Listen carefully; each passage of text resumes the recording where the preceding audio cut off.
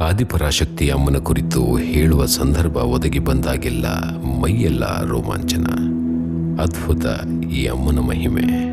ಭಾರತದಲ್ಲಿ ಪೂಜಿಸಲ್ಪಡುವ ಎಲ್ಲ ಶಕ್ತಿಪೀಠಗಳು ಆದಿಪರಾಶಕ್ತಿಯ ಒಂದು ಅವತಾರವೇ ಹೌದು. ನಾಡಿನೆಲ್ಲೆಡೆ ವಿಸ್ತಾರವಾಗುತ್ತಾ ಹೋಗುವ ಶಕ್ತಿದೇವಿ ಪೀಠಗಳ ಮೂಲ ದೇವಿ ಗೌರಿ ಅಥವಾ ಪಾರ್ವತಿ ದೇವಿಯ ರೂಪಗಳೇ ಆಗಿದೆ. ಗೌರಿಯನ್ನು ಆರಾಧಿಸಿ ಪೂಜಿಸುವುದರಿಂದ ಸಂತಾನ ಭಾಗ್ಯ, ಮಾಂಗಲ್ಯ ಭಾಗ್ಯ, ಕುಟುಂಬದಲ್ಲಿ ಸಾಮರಸ್ಯ, ಹೀಗೆ ಎಲ್ಲ ಸಕಲ ಸಂಪತ್ತುಗಳನ್ನು ಅನುಗ್ರಹಿಸುವ ಮಾತೆ ಪಾರ್ವತಿ. ಈ ಪಾರ್ವತಿ ದೇವಿಯ ಮತ್ತೊಂದು ಶಕ್ತಿ ಅವತಾರವೇ ದುರ್ಗಾದೇವಿ. ಈಕೆ ಶೌರ್ಯದ ಪ್ರತೀಕ. ಹಾಗೆಯೇ ದುಷ್ಟರನ್ನು ಸಂಹರಿಸುವ ಶಕ್ತಿ ಪಾರ್ವತಿಯಮ್ಮನ ಪ್ರತೀಕವಾದ ಕಾಳಿಕಾದೇವಿ. ಎಲ್ಲ ದೇವತೆಗಳ ಶಕ್ತಿಯ ಪ್ರತಿರೂಪವಾಗಿರುವುದು ಆದಿಪರಾಶಕ್ತಿ ದೇವಿಯ ಅಂಶ. ಅವುಗಳು ಶಾರದೆ, ಮೂಕಾಂಬಿಕೆ, ಭುವನೇಶ್ವರಿ, ತುಳಜಾ ಭವಾನಿ, ಶಾಂತೇಶ್ವರಿ, ಗಾಯತ್ರಿ, ತ್ರಿಪುರ ಸುಂದರಿ, ಮೀನಾಕ್ಷಿ, ಕಾಮಾಕ್ಷಿ, ವಿಶಾಲಾಕ್ಷಿ, ಬಗಳಾಮುಖಿ, ರಾಜೇಶ್ವರಿ, ಇಂದ್ರಾಕ್ಷಿ, ಬನಶಂಕರಿ, ಶಾಕಾಂಬರಿ, ಚಂಡಿಕಾ, ಪ್ರತ್ಯಂಗಿರಾ ದೇವಿ ಹಾಗೂ ನಮ್ಮ ಚಾಮುಂಡಿ ತಾಯಿ. ಇವರೆಲ್ಲರೂ ಪಾರ್ವತಿ ದೇವಿಯ ಅವತಾರ.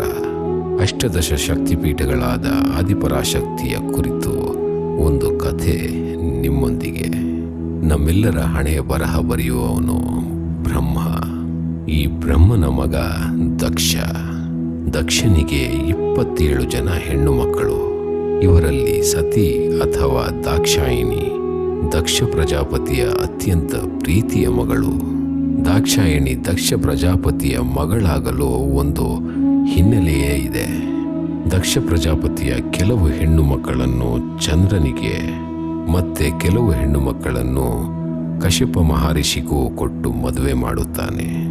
ಈ ಮದುವೆ ಸಮಾರಂಭಕ್ಕೆ ತ್ರಿಮೂರ್ತಿಯರಾದ ಬ್ರಹ್ಮ, ವಿಷ್ಣು, ಮಹೇಶ್ವರ ಹಾಗೂ ಸ್ತ್ರೀ ಶಕ್ತಿ ದೇವತೆಯರಾದ ಪಾರ್ವತಿ, ಲಕ್ಷ್ಮಿ ಮತ್ತು ಸರಸ್ವತಿ ಹಾಗೂ ಎಲ್ಲ ದೇವಾನುದೇವತೆಗಳು ಬಂದಿದ್ದರು. ಕಶ್ಯಪರ ಪತ್ನಿಯರಲ್ಲಿ ದಿತಿ, ಅದಿತಿಯರು ಪ್ರಮುಖರು. ಅದಿತಿ ದೇವಗುಣ ಸಂಪನ್ನಳು, ದಿತಿ ಅಸುರಿ ಗುಣದವಳು. ಈ ದಿತಿ ಯಾರಿಗೂ ತಿಳಿಯದಂತೆ ವಿವಾಹ ಸಮಾರಂಭಕ್ಕೆ ಬಂದಿದ್ದ ಆದಿಶಕ್ತಿ ಸ್ವರೂಪಿಣಿ ಪಾರ್ವತಿ ಹತ್ತಿರ ಆಶೀರ್ವಾದ ಪಡೆಯಲು ಬಂದಳು. ಅಸುರ ಗುಣದವಳಾದ ದಿತಿಯು ಆದಿಶಕ್ತಿಗೆ ನಮಸ್ಕರಿಸಿ, ತಾಯಿ ಆದಿಪರಾಶಕ್ತಿ ದೇವಿ, ನನಗೆ ವರವನ್ನು ಕೊಡಿ ಎಂದು ಕೇಳಿದಳು.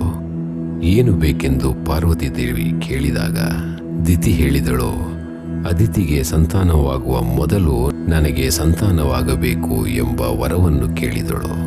ಆದಿಪರಾಶಕ್ತಿ ಅಮ್ಮನಿಗೆ ಅವಳ ಕುಟಿಲ ಬುದ್ಧಿ ಗೊತ್ತಾಯಿತು. ದೇವಿ ಆಕೆಗೆ ಹೇಳಿದಳು, ದಿತಿ, ನೀನು ನಿನ್ನ ಸಹೋದರಿ ಆದಿತಿಯ ಮೇಲಿನ ದ್ವೇಷದಿಂದಾಗಿ ಇಂತಹ ವರವನ್ನು ಕೇಳಿರುವೆ.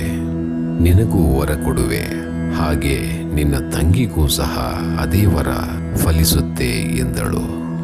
ಮಾತನ್ನು ಮುಂದುವರಿಸುತ್ತಾ ಹೇಳಿದಳು, ದಿತಿ, ಇನ್ನೊಂದು ಪ್ರಮುಖವಾದ ವಿಷಯ.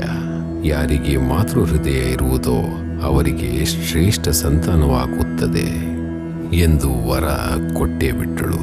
ಅದಿತಿಗೆ ಮಾತೃವಾತ್ಸಲ್ಯ ಇದ್ದ ಕಾರಣ ಅವಳಿಗೆ ಬೇಕಾದಷ್ಟು ಮಕ್ಕಳು ಹುಟ್ಟಿದವು.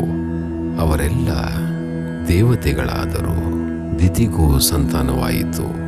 ಆ ಮಕ್ಕಳೆಲ್ಲ ರಾಕ್ಷಸರಾದರು. ನಂತರ ಆದಿಪರಾಶಕ್ತಿಯು ಅದಿತಿ ಮಕ್ಕಳಾದ ದೇವತೆಗಳ ಅಧಿಕಾರಕ್ಕೆ ಸ್ವರ್ಗವನ್ನು ಕೊಟ್ಟರೆ, ದಿತಿ ಮಕ್ಕಳಾದ ರಾಕ್ಷಸರಿಗೆ ಪಾತಾಳ ಲೋಕವನ್ನು ವಹಿಸಿಕೊಟ್ಟಳು. ಇದರಿಂದಾಗಿ ಅದಿತಿಯು ಆದಿಪರಾಶಕ್ತಿಯನ್ನು ಶ್ರದ್ಧಾಭಕ್ತಿಯಿಂದ ಆರಾಧಿಸಿ ಪ್ರಾರ್ಥಿಸುತ್ತಿದ್ದಳು. ಆದರೆ ಇನ್ನೊಂದು ಕಡೆ ದಿತಿ ಆದಿಪರಾಶಕ್ತಿಯ ಮೇಲೆ ಕೋಪ ಬಂದು ಸೇಡು ತೀರಿಸಿಕೊಳ್ಳಲು ಯೋಚನೆ ಮಾಡುತ್ತಿದ್ದಳು. ಅವಳು ಪ್ರತೀಕಾರಕ್ಕಾಗಿ ಕಾಯುತ್ತಿದ್ದಳು.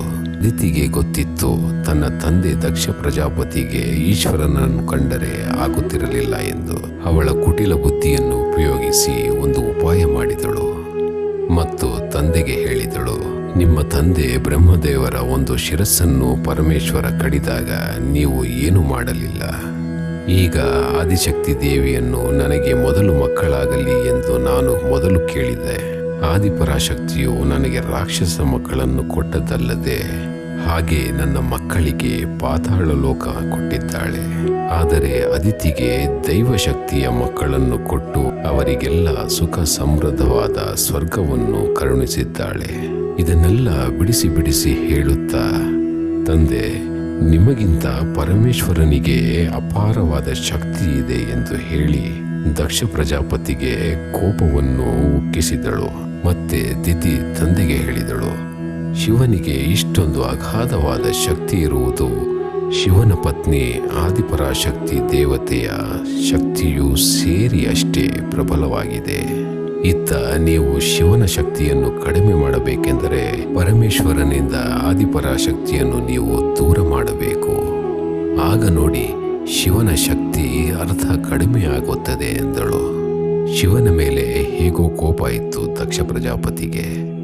ಮಗಳ ಮಾತು ಕೇಳಿ ಸಂತೋಷವೇ ಆಯಿತು ಆತನಿಗೆ.